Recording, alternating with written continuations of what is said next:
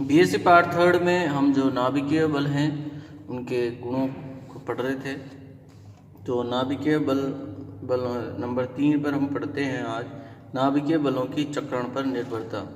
नाभिकीय बलों की चक्रण पर निर्भरता का अध्ययन करने के लिए जो है हम ड्यूट्रॉन, इसका उदाहरण लेंगे। हम ड्यूट्रॉन का उदाहरण लेते हैं।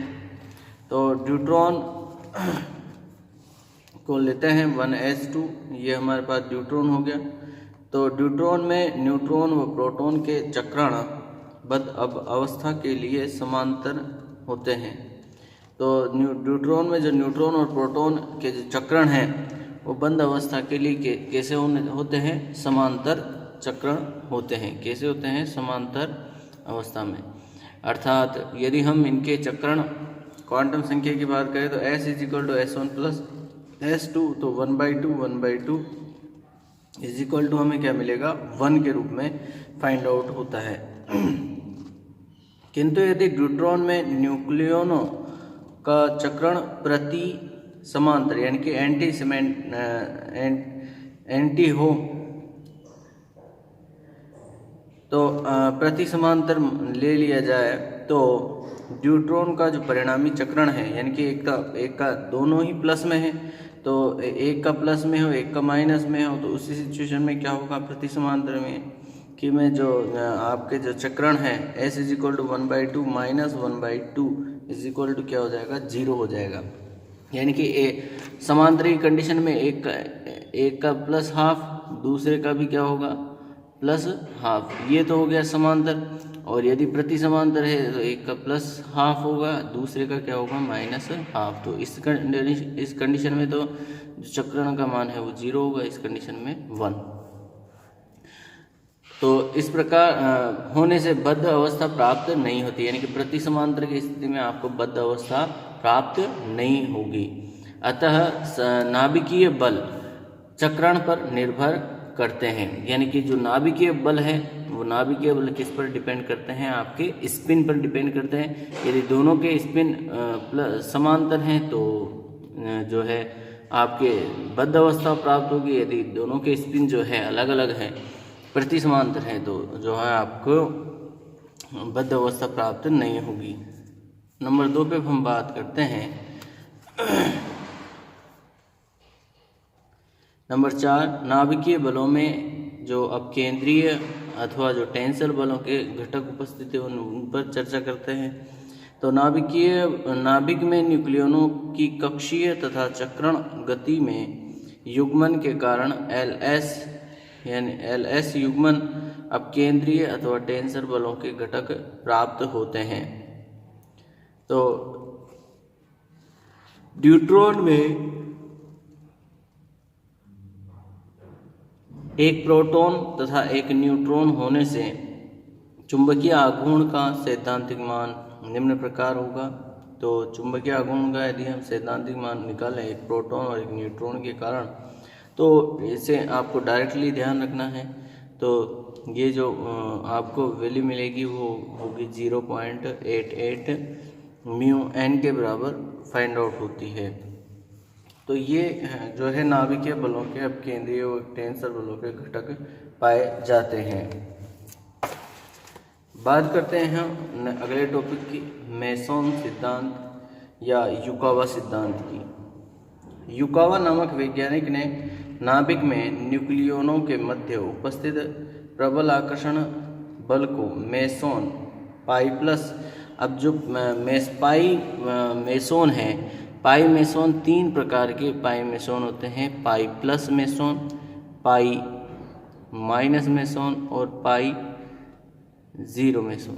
यानी कि ये पॉजिटिव, ये नेगेटिव और ये नल कंडीशन के मेसन है। पायोन, इनको पायोन भी कहते हैं। इनको हम शॉर्ट में जो है कई जगह आपको जो है पाइओन, इनको पायोन भी कहा जाता है। कणों के विनिमय द्वारा समझाया।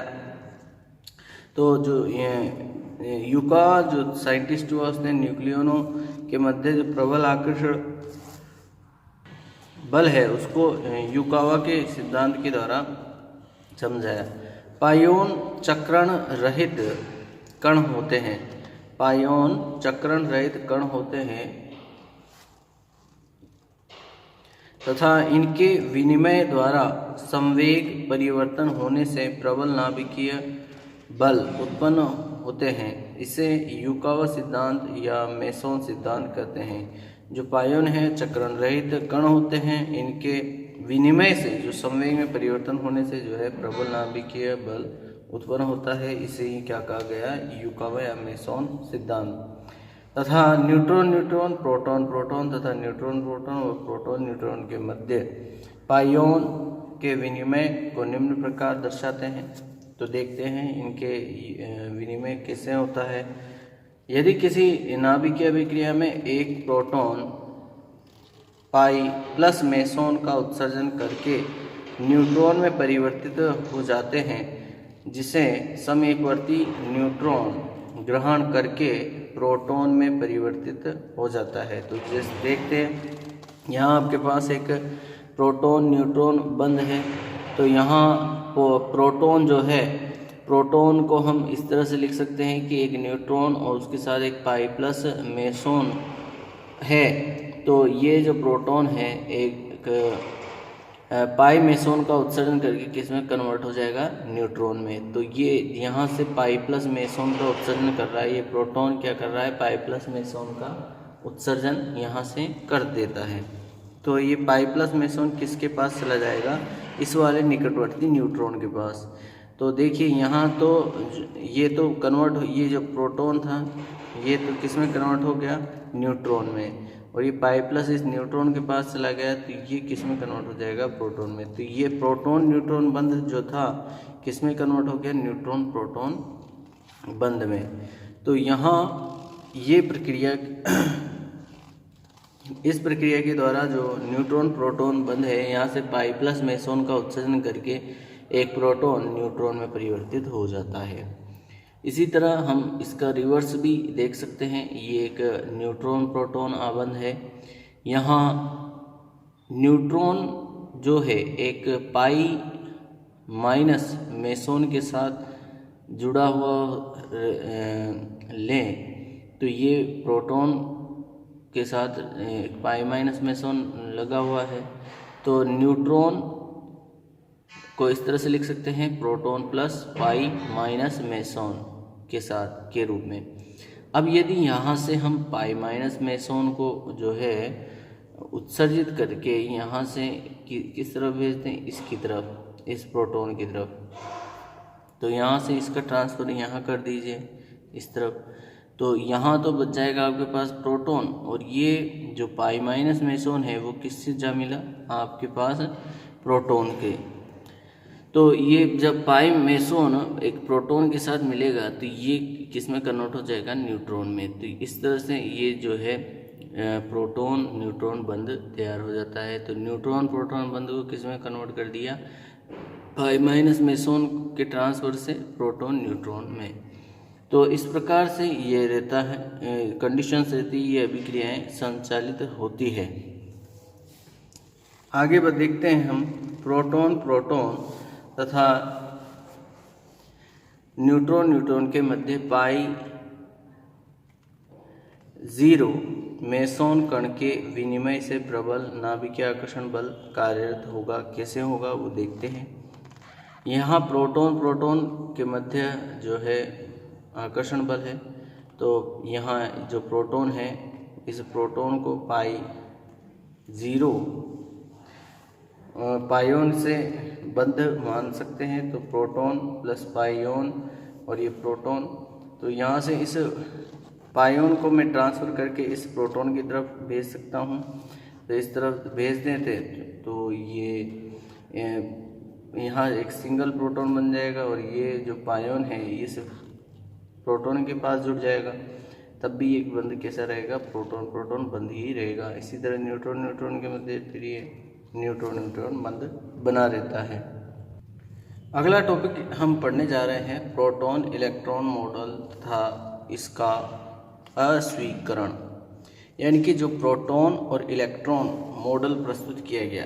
कुछ साइंटिस्ट थे जिन्होंने बताया कि नाभिक में प्रोटॉन और इलेक्ट्रॉनों उपस्थित होते हैं, तो किस प्रकार से जो है प्रोटॉन इलेक्ट्रॉन मॉडल को अस्वीकार कर दिया गया, क्या क्या तथ्य थे, क्या क्या तथ्य प्रस्तुत किए गए, तो उनको देखते हैं।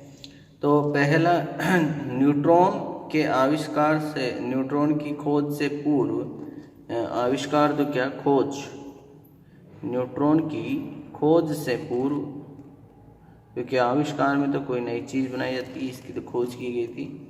तो न्यूट्रॉन की खोज से पूर्व नाभिक में प्रोटॉन इलेक्ट्रॉन की उपस्थिति को माना गया था, जिसके पक्ष में दिए गए तथ्यों के अनुसार नाभिक में इलेक्ट्रॉन की उपस्थिति को अस्वीकार कर दिया गया तथा ये तथ्य निम्न थे कि बाद में जो है इसके पक्ष में जो तथ्य दिए गए, उन तथ्यों को जब डिस्कस किया गया तो उन तथ्यों के डिस्कशन में ये पाया गया कि इलेक्ट्रॉन जो है नाभिक में नहीं हो सकता, और ये जो इलेक्ट्रॉन प्रोटॉन की जो नाभिक में उपस्थिति की जो थ्योरी थी, इसको क्या कर दिया गया, अस्वीकार कर दिया गया।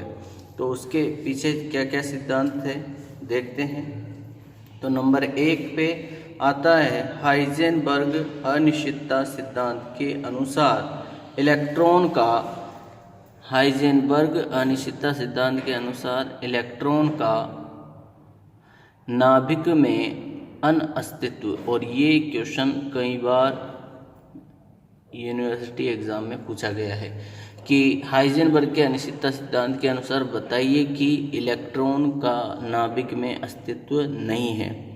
तो देखिए, हम मान करके चलते हैं, माना नाभिक की त्रिज्या r is equal to 2.5 into 10⁻⁻15 metre की कोटि की है। अतः यदि इलेक्ट्रॉन नाभिक में उपस्थित है तो उसकी स्थिति में अनिश्चितता निम्न प्रकार होगी, अनिश्चितता होगी तो delta x is equal to, ये 2r के करीब होगी, तो delta x is equal to 2 into r की वैल्यू यहाँ से हम 2.5 इंटू 10⁻⁻15 मीटर रखेंगे, तो ये हो गई किसमें, स्थिति में अनिश्चितता। हाइजेनबर्ग अनिश्चितता सिद्धांत के अनुसार संवेग और स्थिति में अनिश्चितता का जो गुणनफल है वो किसके बराबर होता है, h क्रॉस अपॉन 2 के बराबर। तो delta p is equal to h cross upon 2 delta x, इस डेल्टा x को मैंने इस तरह भेज दिया, अपॉन 2 डेल्टा x। तो h क्रॉस की वैल्यू हमारे पास 1.05 इंटू 10⁻34 रख दी, और 2 delta x, 2 into delta x की वैल्यू यहाँ हमने पुट कर दी, ठीक है। तो जब हम इसको कैलकुलेट करते हैं तो जो संवेग में अनिश्चितता है वो आपको फाइंड आउट होगी 1.05 इंटू 10⁻20 किलोग्राम मीटर प्रति सेकंड के रूप में। तो ये इस तरह से, तो संवेग में अनिश्चितता आपको मिलेगी 1.05 इंटू 10⁻20 किलोग्राम मीटर प्रति सेकंड के रूप में मिलती है। हम जानते हैं कि आपेक्षिकीय ऊर्जा व आपेक्षिकीय संवेग में निम्न संबंध होता है। तो E square is equal to p square c square plus m naught square c की पावर 4 के रूप में ये रिलेशन रहता है। तो यहाँ वैल्यूज़ रखते हैं, E is equal to P की वैल्यू रखेंगे यहाँ से, ये P हमने फाइंड आउट कर लिया, पी स्क्वायर, C जो प्रकाश का वेग है वो 3 इंटू 10⁸ की कोटि का होता है, उसकी वैल्यू रख दी। M naught mass of electron 9.1 into 10⁻31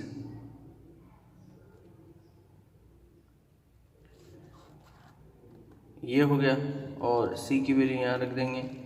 अब मास ऑफ इलेक्ट्रॉन जो है वो क्या है, बहुत कम है। तो मास ऑफ इलेक्ट्रॉन कम है तो हम कह सकते हैं कि Pc की वैल्यू है, ये वैल्यू, ये वाला जो पद है इसका मान ज़्यादा होगा इस पद की तुलना में, तो क्योंकि द्रव्यमान जो है -31 है, तो इसका स्क्वायर करेंगे तो ये और कम हो जाएगा, यानी कि ये वैल्यू इस वैल्यू की तुलना में कम है। तो PC is greater than, very very greater than to m0c²। तो E is equal to √p²c² के रूप में हम इसको ले सकते हैं। तो E is equal to PC। तो जब इसको हम कैलकुलेट करते हैं तो कैलकुलेट करने पर जो एनर्जी हमें मिली वो मिली कितनी, लगभग 20 मेगा इलेक्ट्रॉन वोल्ट के करीब। कितनी मिली? 20 मेगा इलेक्ट्रॉन वोल्ट। अतः इलेक्ट्रॉन की नाभिक में उपस्थिति पर ऊर्जा 20 मेगा इलेक्ट्रॉन वोल्ट है, किंतु यदि अस्थायी नाभिक से इलेक्ट्रॉन का उत्सर्जन कराया जाता है तो इलेक्ट्रॉन की ऊर्जा 3 से 4 मेगा इलेक्ट्रॉन वोल्ट पाई जाती है। अतः स्पष्ट है कि इलेक्ट्रॉन नाभिक में उपस्थित नहीं हो सकता, क्योंकि देखिए जब कोई स्थायी नाभिक है तो जब स्थायी नाभिक से इलेक्ट्रॉन का उत्सर्जन कराया जा रहा है तो उस स्थिति में जो उत्सर्जित एनर्जी है, उत्सर्जन कराने की सिचुएशन में जो इलेक्ट्रॉन ऊर्जा है, इलेक्ट्रॉन को दी गई ऊर्जा का मान कितना होता है? 3 से 4 मेगा इलेक्ट्रॉन वोल्ट। वो भी किस कंडीशन में? जब नाभिक अस्थायी नाभिक है। तो अस्थायी नाभिक की कंडीशन में जो है 3 से 4 मेगा इलेक्ट्रॉन वोल्ट इलेक्ट्रॉन का उत्सर्जन कराने में प्राप्त पाई गई एनर्जी 3 से 4 मेगा इलेक्ट्रॉन वोल्ट है। तो हम ये यहाँ 20 मेगा इलेक्ट्रॉन वोल्ट एनर्जी नहीं हो सकती। तो यहाँ हम ये नहीं कह सकते कि इलेक्ट्रॉन नाभिक में उपस्थित होगा, क्योंकि यदि इलेक्ट्रॉन नाभिक में उपस्थित होगा तो फिर ये एनर्जी 20 मेगा इलेक्ट्रॉन वोल्ट होनी चाहिए थी। क्योंकि ये 20 मेगा इलेक्ट्रॉन वोल्ट नहीं है तो हम ये नहीं कह सकते हैं कि जो इलेक्ट्रॉन है वो भी नाभिक में उपस्थित नहीं होगा।